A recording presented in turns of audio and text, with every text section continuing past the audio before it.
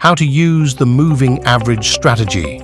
Today, we're going to show you how to use the moving average trading strategy for quick trades starting at 5 seconds. The simple moving average, or SMA, is an indicator that helps us see the overall direction of the market by ignoring random fluctuations.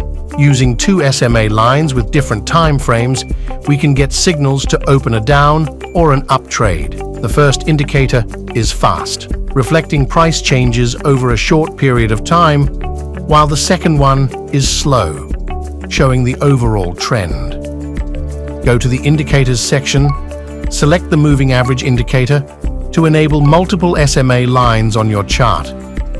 Click on the editing icon next to the indicator name in the top left corner of the screen to adjust the SMA indicator settings. Set the time frame in the window that appears.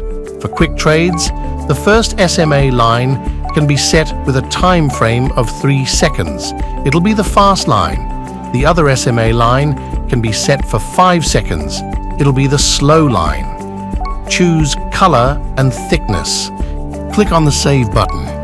When the fast SMA crosses the slow SMA from bottom to top, it signals to open an up trade. When the fast SMA crosses the slow SMA from top to bottom, it signals to open a down trade. Let's take an example.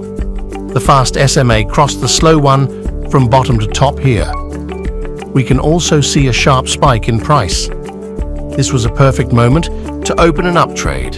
In this case, the fast SMA crossed the slow SMA from top to bottom, and the price went down.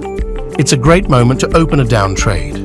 Experiment with different time frames and number of SMAs depending on the volatility of the asset and the expiry time of the trade. Happy trading!